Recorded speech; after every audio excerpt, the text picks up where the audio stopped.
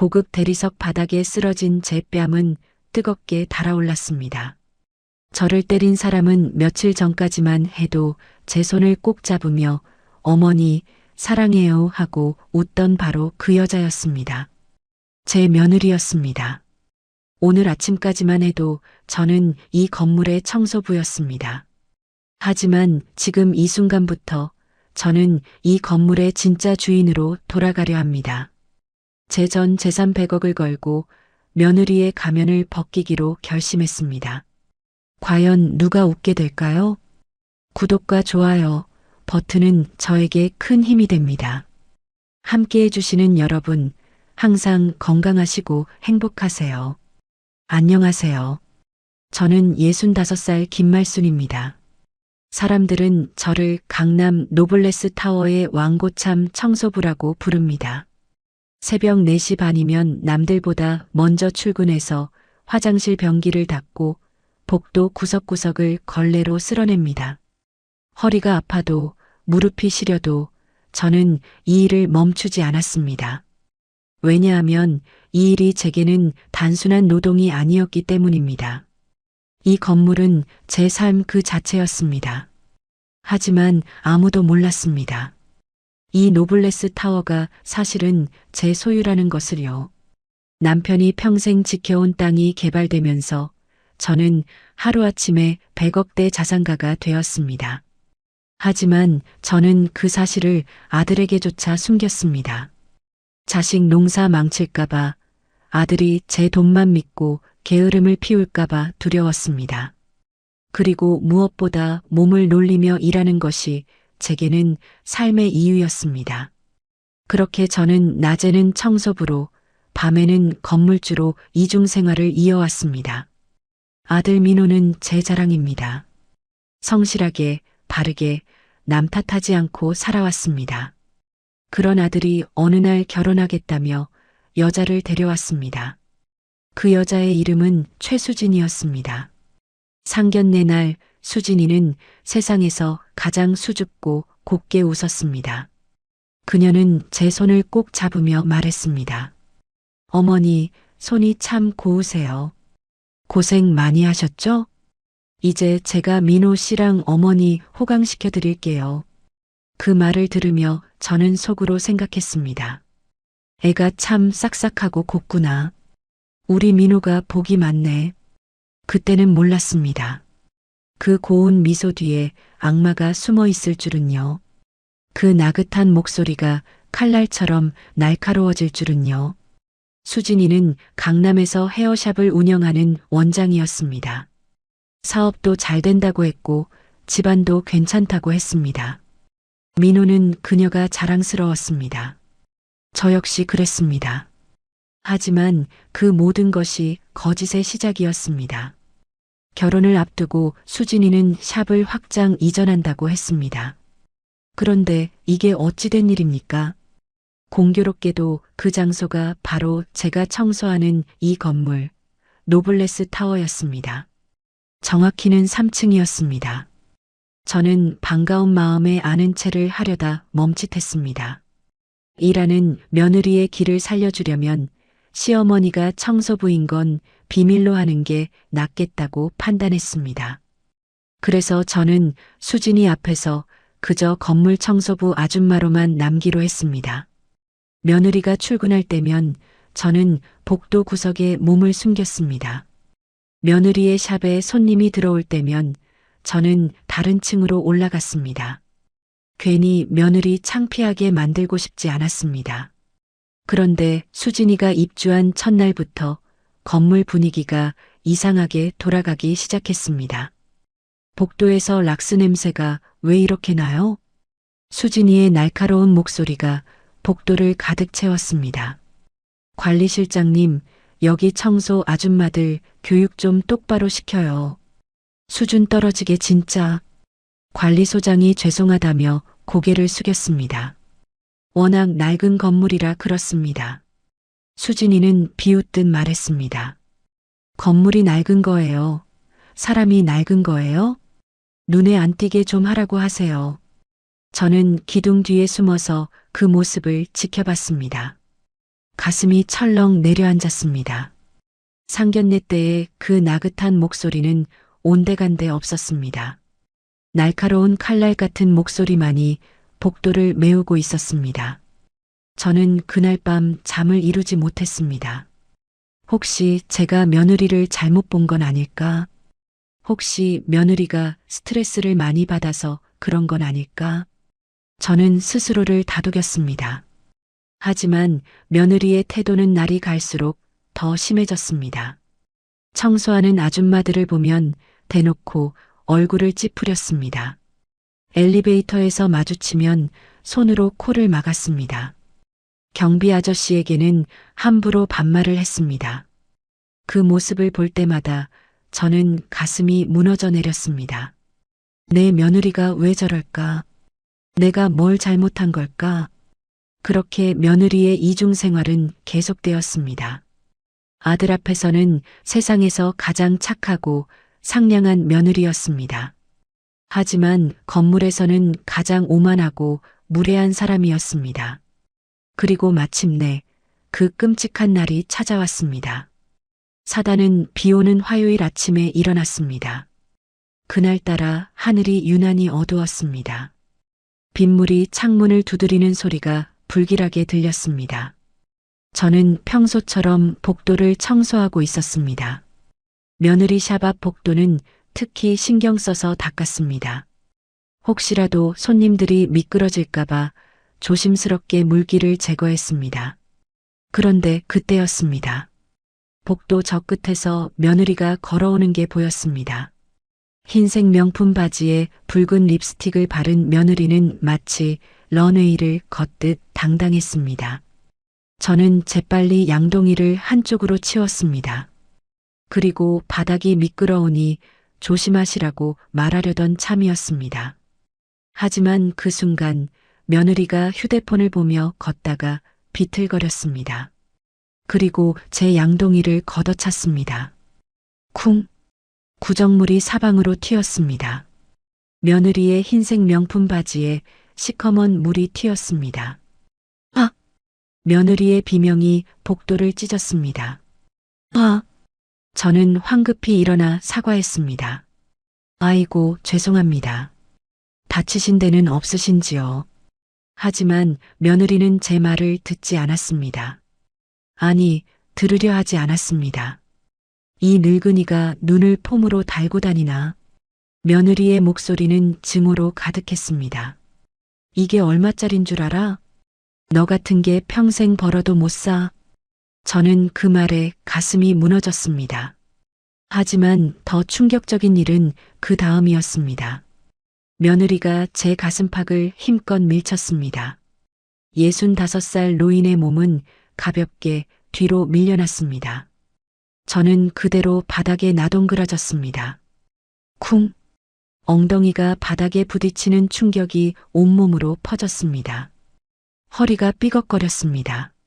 손바닥이 찢어져 피가 났습니다.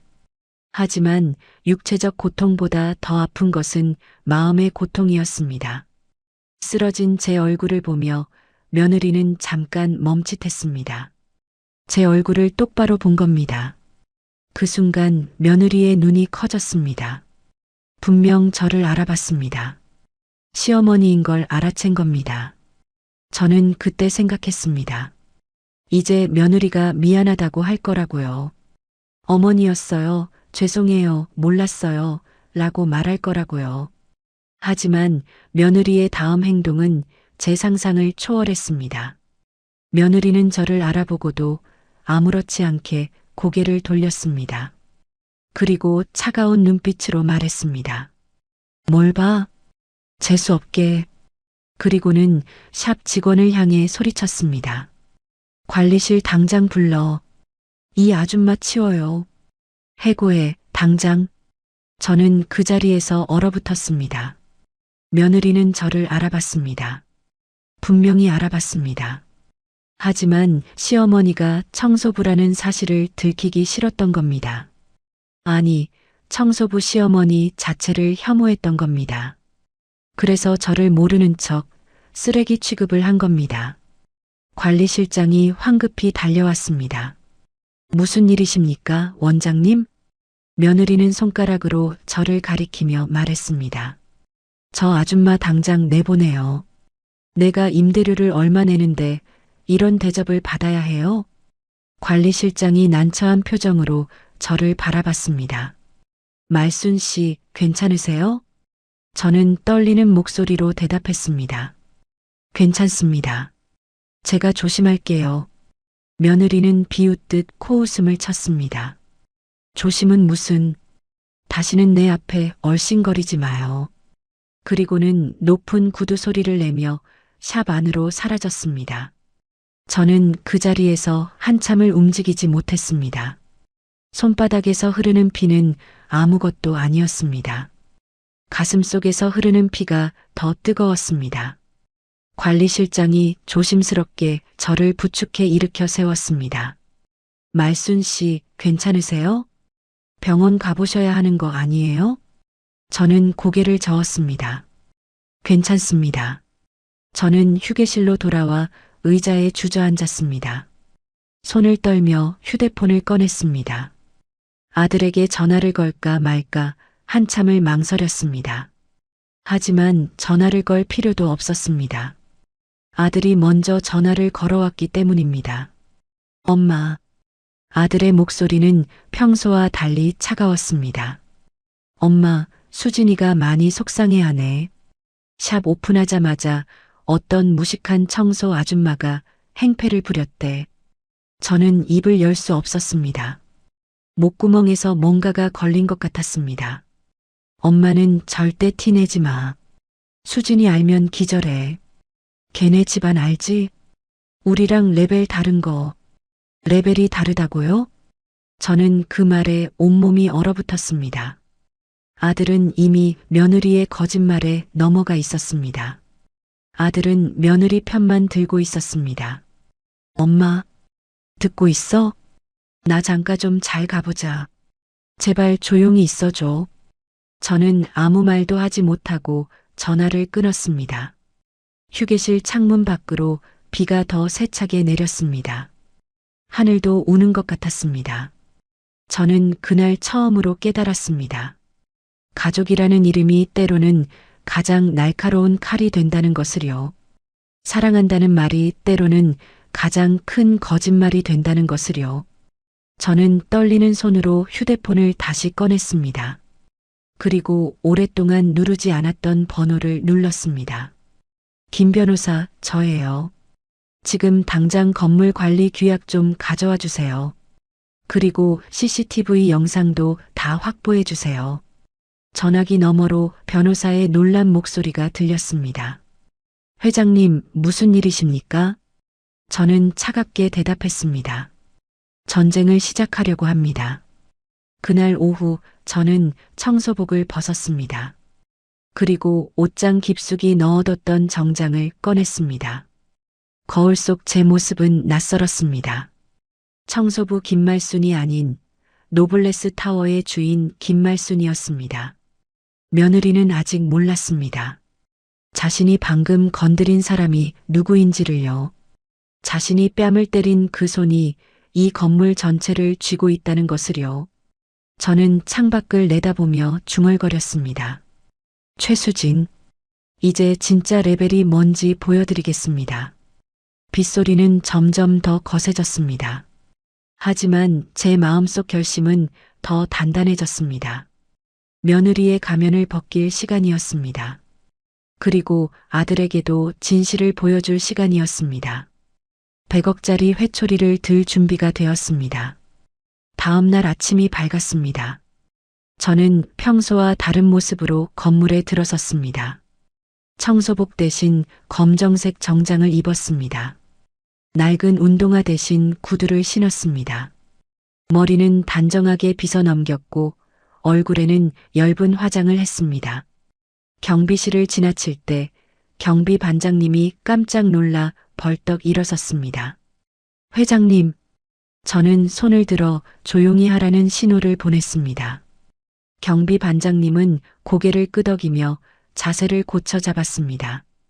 저는 엘리베이터를 타고 3층으로 올라갔습니다. 며느리의 샵이 있는 바로 그 층이었습니다. 복도를 지나갈 때 어제까지만 해도 제가 걸레로 닦던 그 바닥이 눈에 들어왔습니다. 가슴 한편이 먹먹했습니다.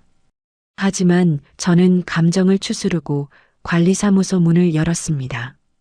김 변호사가 이미 와 있었습니다. 책상 위에는 두툼한 서류 뭉치가 놓여 있었습니다.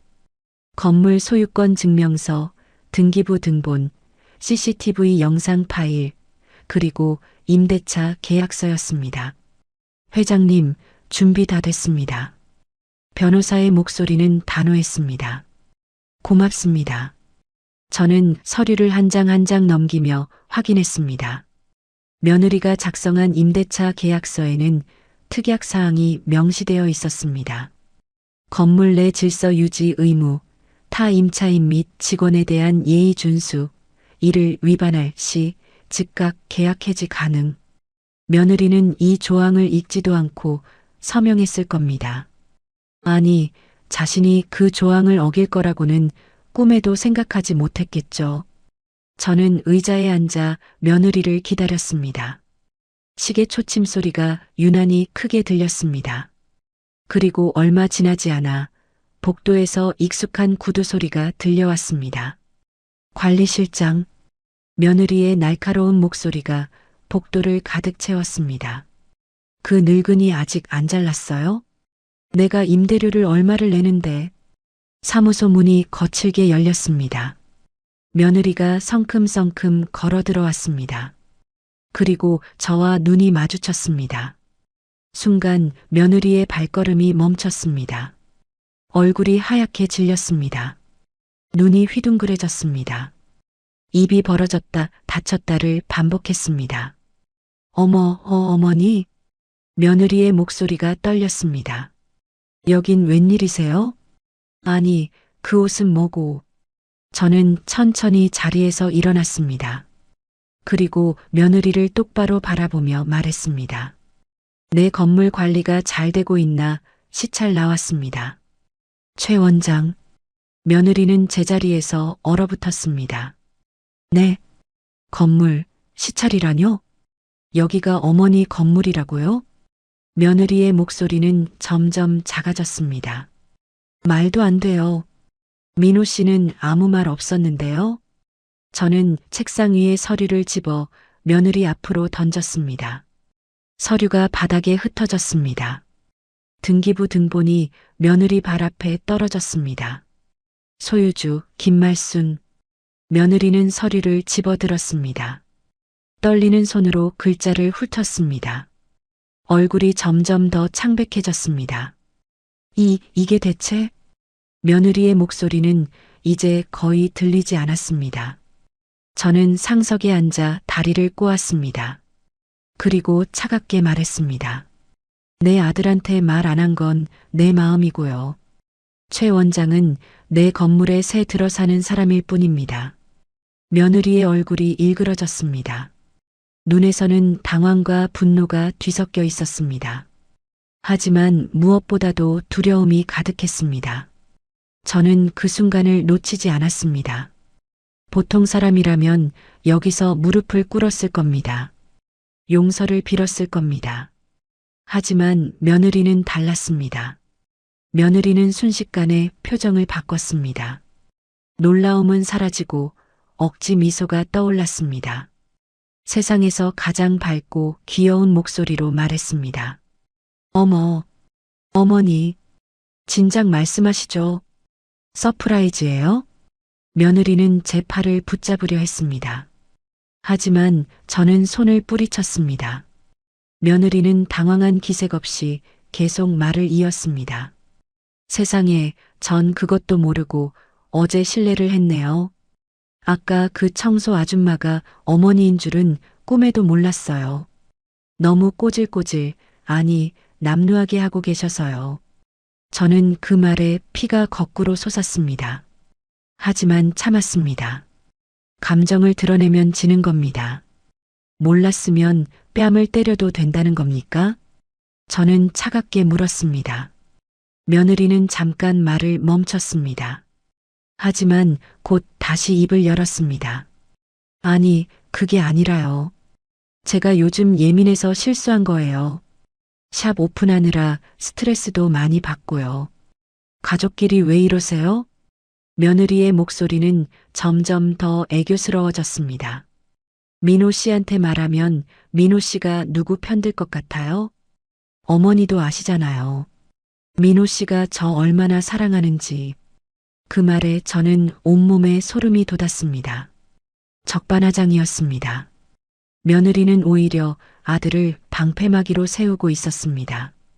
아들이 제 편을 들지 않을 거라고, 제 재산 때문에 결혼한 거라고 넌지시 협박하고 있었습니다. 순간 저는 흔들렸습니다. 혹시 아들도 제 재산을 알고 있었던 걸까? 혹시 아들도 며느리와 한패였던 걸까? 가슴이 철렁 내려앉았습니다. 며느리는 제 흔들림을 눈치챘습니다. 그리고 더욱 대담하게 말했습니다. 어머니, 우리 이렇게 싸우지 말아요. 저도 이제 어머니 며느리잖아요. 한 가족이에요. 제가 앞으로 잘할게요. 어머니 건물이니까 임대료도 깎아주시는 거죠? 며느리의 뻔뻔함은 끝이 없었습니다. 저는 그 순간 깨달았습니다. 이 여자는 절대 변하지 않는다는 것을요. 그리고 제가 물러서는 순간 이 여자는 제 아들마저 망칠 거라는 것을요. 저는 자리에서 벌떡 일어났습니다. 그리고 책상을 손으로 내리쳤습니다. 탕! 사무실 안이 조용해졌습니다. 며느리는 깜짝 놀라 뒤로 물러섰습니다. 김 변호사도 긴장한 표정으로 저를 바라봤습니다. 저는 며느리를 향해 한 걸음 다가갔습니다.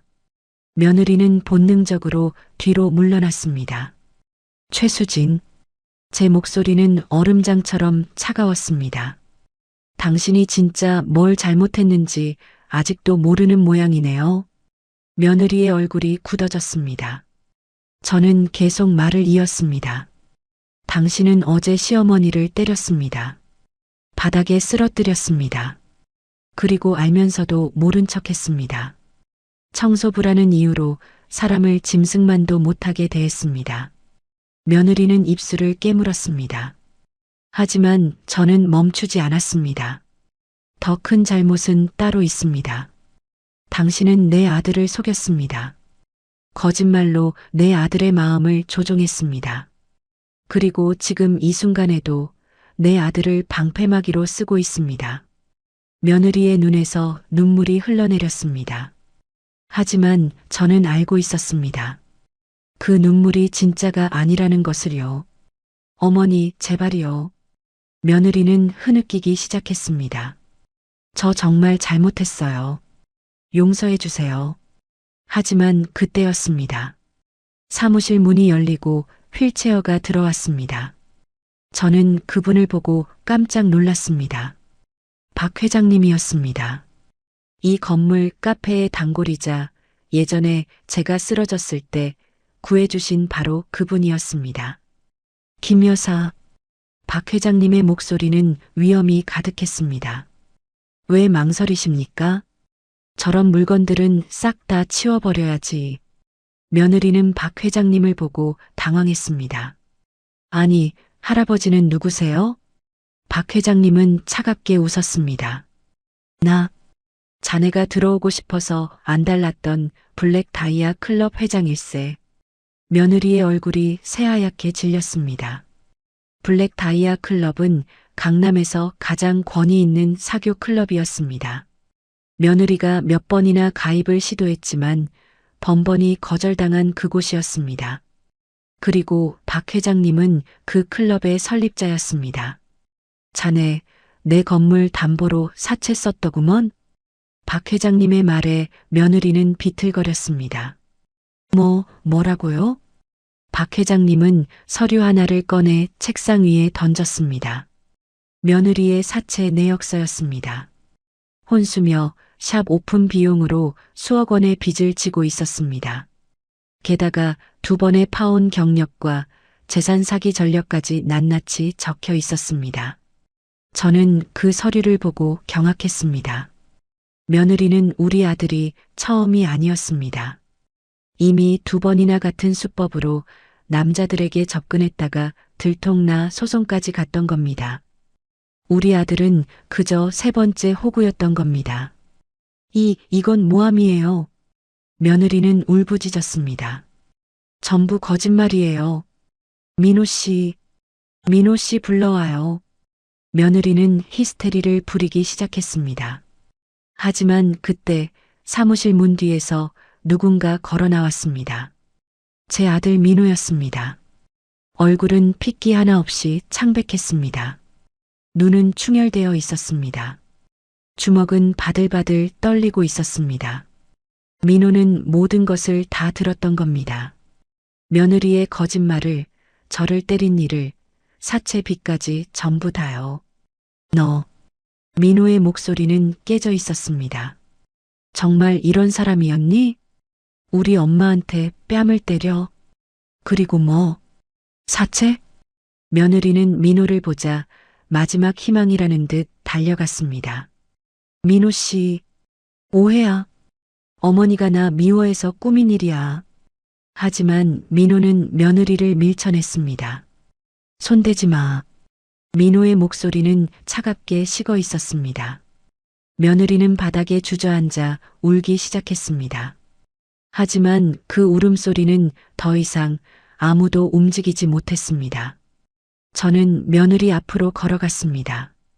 그리고 마지막으로 말했습니다. 최수진, 내 건물에서 당장 나가십시오. 이것이 제 마지막 통보였습니다. 며느리는 바닥에 주저앉은 채 울고 있었습니다. 하지만 그 눈물은 이제 아무 소용이 없었습니다. 박 회장님이 던진 서류에는 며느리의 모든 거짓이 담겨 있었습니다. 저는 떨리는 손으로 그 서류를 집어들었습니다. 한 장 한 장 넘길 때마다 충격이 밀려왔습니다. 며느리에게는 이중장부가 있었습니다. 겉으로는 성공한 샵 원장이었지만 속으로는 빚더미에 앉아 있었습니다. 혼수 준비 비용이라며 아들에게 받은 돈은 이미 사채 이자로 다 나가버렸습니다. 샵 오픈 비용도 친정 돈이 아니라 또 다른 사채였습니다. 그리고 가장 충격적인 건 따로 있었습니다. 며느리에게는 2번의 파혼 경력이 있었습니다. 서류에는 그 당시 상황이 자세히 적혀 있었습니다. 첫 번째 남자는 중소기업 사장 아들이었습니다. 며느리는 그 남자와 약혼까지 했지만 결혼식 한 달 전 시댁집을 담보로 사채를 썼다가 들통이 났습니다. 결국 파혼되었고 소송까지 갔습니다. 2번째 남자는 부동산 중개업자였습니다. 며느리는 그 남자의 명의로 대출을 받아 사업 자금을 빼돌렸습니다. 역시 파혼되었고 사기죄로 고소당할 뻔했습니다. 우리 아들 민호는 3번째였습니다. 돈 많은 줄 알았던, 아니 돈 많은 엄마를 둔 순진한 호구였던 겁니다. 저는 서류를 내려놓고 며느리를 바라봤습니다. 며느리는 고개를 푹 숙인 채 아무 말도 하지 못했습니다. 민호는 벽에 기댄 채 멍하니 서 있었습니다. 아들의 눈에서 눈물이 주르르 흘러내렸습니다. 얼마나 충격이 컸을까요? 사랑한다고 믿었던 사람이 알고 보니 사기꾼이었다는 사실을요. 자신이 그저 이용당했을 뿐이라는 사실을요. 박 회장님이 휠체어를 앞으로 밀고 나왔습니다. 김 여사, 이거 보시오. 박 회장님은 또 다른 서류를 꺼냈습니다. 이건 자네 며느리가 블랙 다이아 클럽에 제출한 가입 신청서일세. 신청서에는 며느리의 재산 내역이 적혀 있었습니다. 하지만 그 숫자들은 모두 거짓이었습니다. 실제로는 빚이 있는데 자산이 있는 것처럼 꾸며놓았습니다. 심지어 친정 부모님의 재산까지 거짓으로 부풀렸습니다. 이게 다 뭡니까? 저는 떨리는 목소리로 물었습니다. 박 회장님은 한숨을 쉬었습니다. 이 여자는 처음부터 계획을 짠 겁니다. 부유한 남자를 만나 결혼하고 시댁 재산을 빼돌리려 했던 거지요. 그런데 자네 아들이 생각보다 돈이 없으니 자네를 노린 겁니다. 청소부 시어머니라면 빨리 죽어 유산이나 남겨줄 거라 생각했겠지요. 그 말에 저는 온몸에 소름이 돋았습니다. 며느리는 처음부터 저를 사람으로 본 게 아니었습니다. 그저 돈을 뱉어낼 기계로만 봤던 겁니다. 민호가 비틀거리며 며느리에게 다가갔습니다. 너 정말 그런 생각으로 날 만난 거야? 민호의 목소리는 갈라져 있었습니다. 처음부터 날 사랑한 적 없는 거야? 며느리는 고개를 들었습니다. 눈물로 범벅이 된 얼굴이었습니다. 하지만 그 눈에는 진심이 없었습니다. 민호 씨 아니에요. 며느리는 애원했습니다. 나 정말 사랑해요. 이거 다 오해예요. 하지만 민호는 고개를 저었습니다. 이제 그만해. 민호는 며느리에게서 돌아섰습니다. 그리고 제 앞으로 걸어왔습니다. 민호는 제 앞에 무릎을 꿇었습니다. 엄마 미안해. 민호는 울먹이며 말했습니다. 내가 사람 보는 눈이 없었어. 엄마를 이렇게 아프게 할 줄은 몰랐어. 저는 아들의 어깨를 붙잡았습니다. 일어나렴. 내 잘못이 아니야. 하지만 민호는 계속 고개를 숙였습니다. 저는 아들을 일으켜 세우고 꽉 안아주었습니다. 아들의 등에서 흐느끼는 소리가 들렸습니다. 며느리는 그 모습을 보며 점점 더 초조해졌습니다. 저는 며느리를 향해 돌아섰습니다. 이제 마지막 심판을 내릴 시간이었습니다. 최수진. 제 목소리는 차갑고 단호했습니다. 내 건물에서 당장 나가라. 보증금? 어림없다. 원상복구 비용, 위약금, 그리고 정신적 피해 보상까지 청구할 거다. 며느리는 벌떡 일어났습니다. 그럴 순 없어요. 제 돈이에요. 돌려주셔야죠. 며느리는 다시 본색을 드러내기 시작했습니다. 저는 냉소를 지었습니다. 계약서 특약 조항 읽어봤습니까? 건물 내 질서 유지 의무 위반 시 즉각 해지 가능. 며느리, 당신은 시어머니를 폭행했습니다. CCTV에 다 찍혀 있습니다. 며느리의 얼굴이 새하얗게 질렸습니다. 그건 변명의 여지가 없었습니다. 김 변호사가 나섰습니다. 최수진 씨, 지금 즉시 샵을 비우시기 바랍니다. 늦어도 이틀 안에 나가지 않으면 강제 집행에 들어갑니다. 며느리는 비틀거렸습니다. 하지만 저는 거기서 멈추지 않았습니다. 그리고 한 가지 더. 저는 며느리를 똑바로 바라봤습니다. 너 아까 청소부들이 수준 떨어진다고 했지? 며느리는 입술을 깨물었습니다. 지금 당장 로비로 내려가서 우리 건물 청소 여사님들, 경비 반장님들 앞에 무릎 꿇고 사과해. 안 그러면 널 폭행죄로 고소해서 콩밥 먹게 해줄 테니까. 며느리는 그 말에 경악했습니다. 그건 너무하잖아요. 너무한 건 누구입니까? 제 목소리는 점점 커졌습니다. 사람을 직업으로 깔아뭉개고 시어머니를 폭행하고 아들을 사기친 게 누구입니까? 며느리는 할 말을 잃었습니다. 박 회장님이 거들었습니다. 김 여사 말대로 하시게. 안 그러면 자네가 여태껏 저지른 사기 전력을 전부 고소하겠네. 그럼 감옥은 각오해야 할 걸세. 며느리는 결국 무너졌습니다. 알겠어요. 할게요. 며느리의 목소리는 이제 거의 들리지 않았습니다. 저는 관리실장을 불렀습니다. 로비에 있는 모든 직원분들 모아주세요. 그리고 CCTV를 건물 전체에 생중계하세요. 관리실장은 고개를 끄덕이며 나갔습니다. 며느리는 겁에 질린 얼굴로 저를 바라봤습니다. 하지만 저는 더 이상 동정심이 들지 않았습니다. 얼마 후 로비에는 청소 여사님들과 경비 아저씨들이 모였습니다. 모두들 무슨 일인가 싶어 수군거렸습니다. 며느리는 엘리베이터를 타고 로비로 내려갔습니다. 저와 민호, 박 회장님, 김 변호사도 함께 내려갔습니다. 로비 한가운데에 며느리가 섰습니다. 주변에는 여러 사람들이 둘러섰습니다. 며느리는 떨리는 다리로 무릎을 꿇었습니다. 그리고 고개를 숙였습니다. 죄송합니다. 며느리의 목소리는 떨렸습니다. 제가 여러분들을 무시했습니다. 함부로 대했습니다. 용서해 주세요. 청소 여사님들은 서로 얼굴을 마주봤습니다. 경비 반장님은 팔짱을 끼고 며느리를 내려다봤습니다. 진심으로 사과하는 거야? 경비 반장님이 물었습니다. 며느리는 고개를 더 깊이 숙였습니다. 네, 정말 죄송합니다. 잘못했습니다. 그 모습은 건물 전체 CCTV를 통해 생중계되었습니다.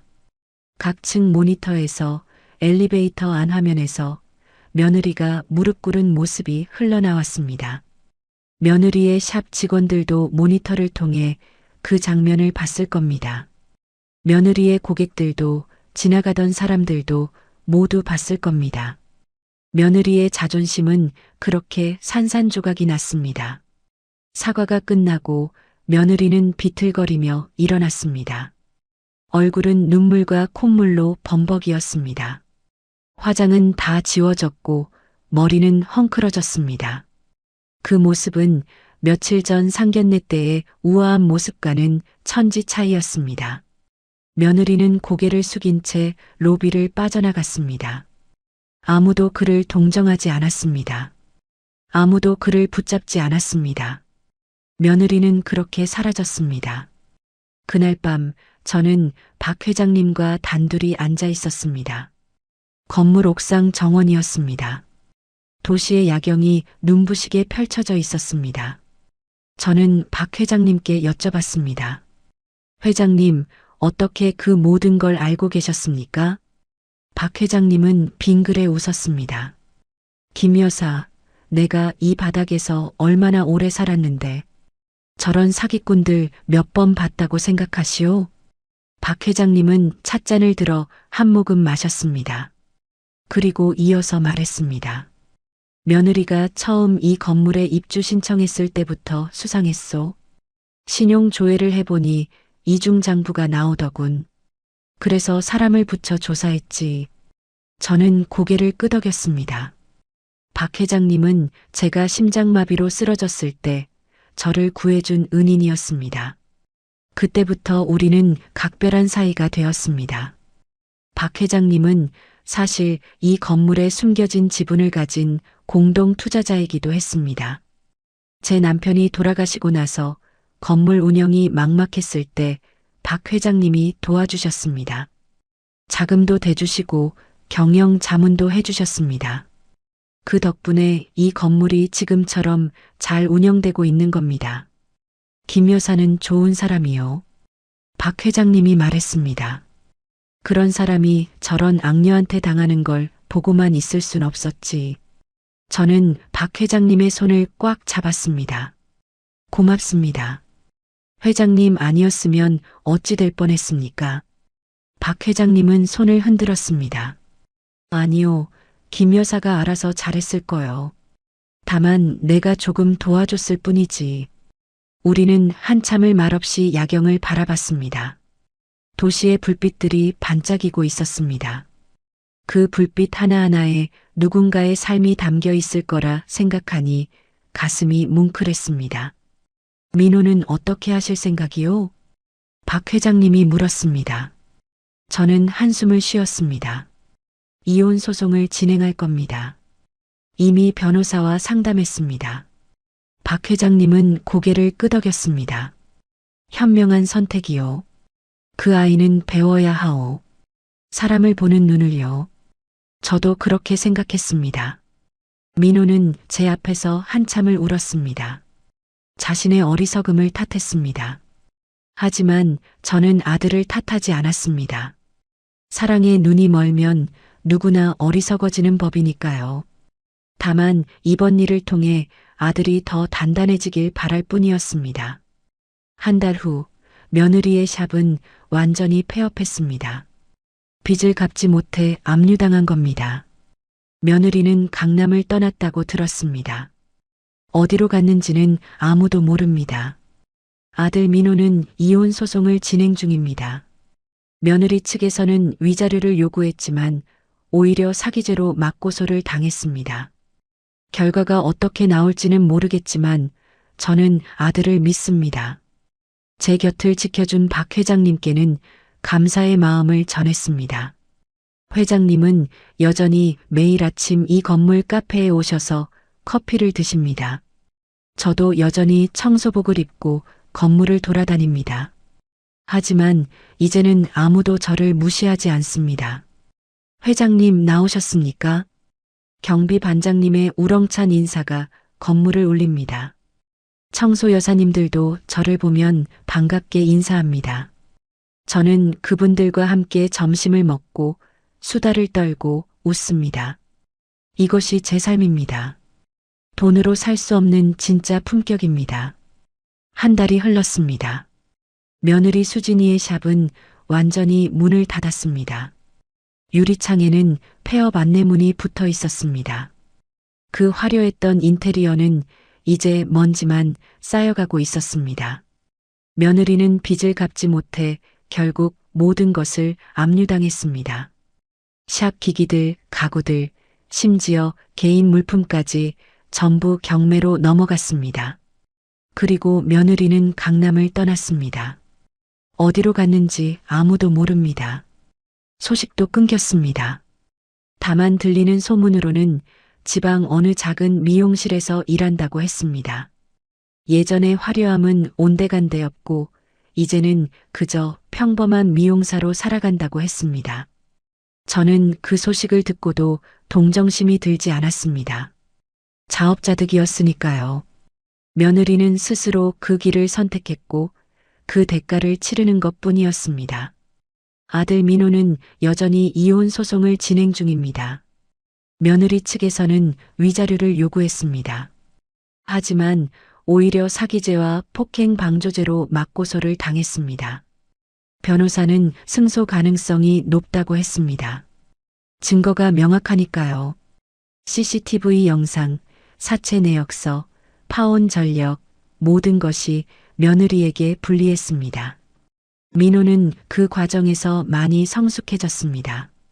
예전에 순진했던 모습은 사라지고 이제는 좀 더 신중하고 조심스러워졌습니다. 사람을 보는 눈도 생겼습니다.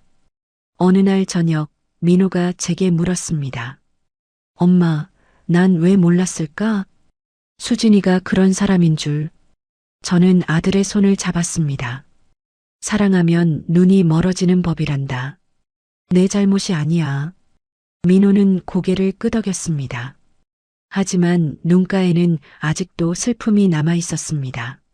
사랑했던 사람이 거짓이었다는 사실은 쉽게 지워지지 않는 상처였습니다. 저는 아들을 안아주었습니다.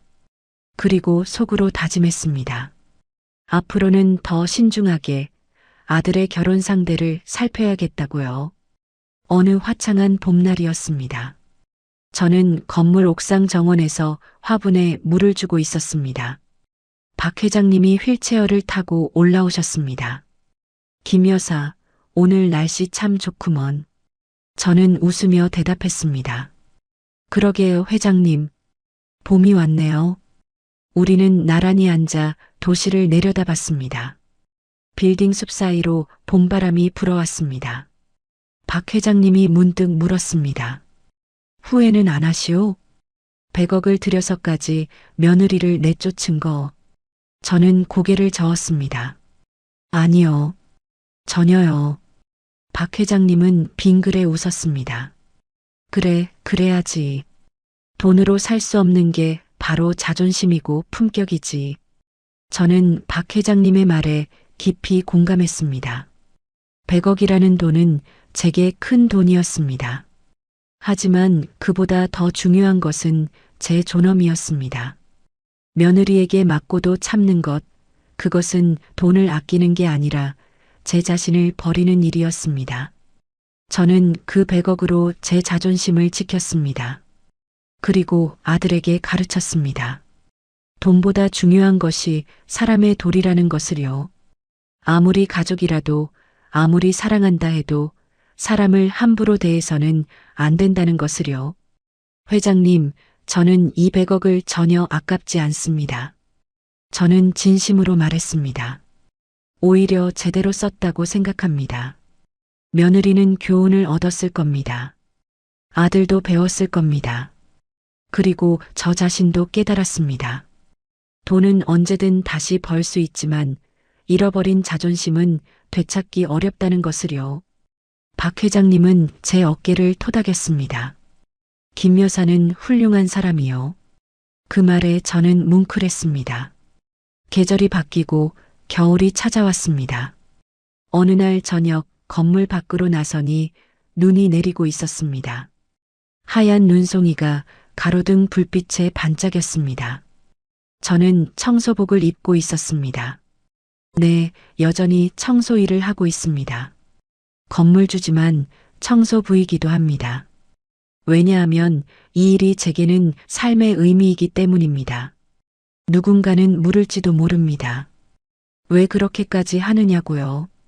100억이 넘는 재산이 있으면서 왜 굳이 청소 일을 하느냐고요. 하지만 저는 이 일이 좋습니다. 새벽 공기를 마시며 걸레질을 하는 것이 좋습니다. 깨끗해진 복도를 보며 뿌듯함을 느끼는 것이 좋습니다. 그리고 무엇보다 이 일을 통해 사람들을 만나는 것이 좋습니다. 경비 반장님, 청소 여사님들, 카페 사장님, 그리고 박 회장님까지 이분들은 제 재산을 보고 대하는 게 아닙니다. 제 사람됨을 보고 대합니다. 그게 진짜 관계입니다. 회장님, 경비 반장님이 우산을 들고 뛰어왔습니다. 눈 오는데 우산 없이 가시면 어떡합니까? 저는 웃으며 받았습니다. 고맙습니다, 반장님. 반장님도 조심해서 들어가세요. 경비 반장님은 활짝 웃으며 경례를 했습니다. 저는 우산을 쓰고 천천히 걸었습니다. 눈 내리는 밤거리는 고요하고 아름다웠습니다. 발자국 소리만 사각사각 들렸습니다. 문득 며느리 생각이 났습니다. 지금쯤 어디서 뭘 하고 있을까요? 후회하고 있을까요? 아니면 여전히 다른 호구를 찾고 있을까요? 저는 잘 모르겠습니다. 다만 한 가지는 확신합니다. 돈으로 건물을 살 수는 있어도 사람의 품격은 살 수 없다는 것을요. 며느리는 그걸 배웠을 겁니다. 아니, 배웠기를 바랍니다. 집에 도착하니 민호가 저녁을 차려놓고 기다리고 있었습니다. 엄마, 늦었어요. 눈 오는데 조심해서 오셨어요? 저는 아들을 보며 흐뭇하게 웃었습니다. 응, 괜찮아. 우리 민호가 저녁 다 준비했네? 민호는 수줍게 웃었습니다. 그리고 식탁에 앉아 밥을 먹는데 민호가 조심스럽게 물었습니다. 엄마, 저 다시 사랑할 수 있을까요? 저는 아들의 손을 잡았습니다. 그럼 당연하지. 시간이 지나면 다 나아. 그리고 다음엔 좋은 사람 만나. 민호는 고개를 끄덕였습니다. 눈가에 눈물이 맺혔지만 이제는 희망도 보였습니다. 저는 창밖을 내다봤습니다. 눈은 여전히 내리고 있었습니다. 하얀 눈이 세상을 덮고 있었습니다. 마치 모든 상처를 덮어주듯이요. 여러분, 지금 곁에 있는 가족의 손을 잡아보세요. 그 거친 손마디가 바로 우리를 지켜온 훈장입니다. 부모님의 손, 자식의 손, 형제의 손, 그 손들이 얼마나 소중한지 잊지 마세요. 돈은 잃어도 다시 벌 수 있습니다. 하지만 가족은 한번 잃으면 돌이킬 수 없습니다. 저는 100억을 써서 며느리를 내쫓았지만 동시에 아들과의 관계를 지켰습니다. 그것이 제가 한 가장 현명한 투자였습니다. 여러분도 가족을 소중히 여기세요. 하지만 동시에 자신의 존엄도 지키세요. 아무리 가족이라도 함부로 대해서는 안 됩니다. 서로 존중하고 배려할 때 진짜 가족이 되는 겁니다. 오늘도 깨끗하게 닦인 유리창 너머로 눈이 내립니다. 저는 내일도 새벽 4시 반에 일어나 건물로 갈 겁니다. 청소복을 입고 걸레를 들 겁니다. 하지만 이제는 누구도 저를 무시하지 않습니다. 왜냐하면 저는 제 자존심을 지켰으니까요. 100억짜리 회초리로 말입니다. 여러분, 긴 이야기 끝까지 들어주셔서 감사합니다. 이 영상이 마음에 드셨다면 좋아요와 구독 버튼을 눌러주세요. 여러분의 응원이 저에게 큰 힘이 됩니다. 항상 건강하시고 행복하세요. 다음 이야기에서 또 뵙겠습니다.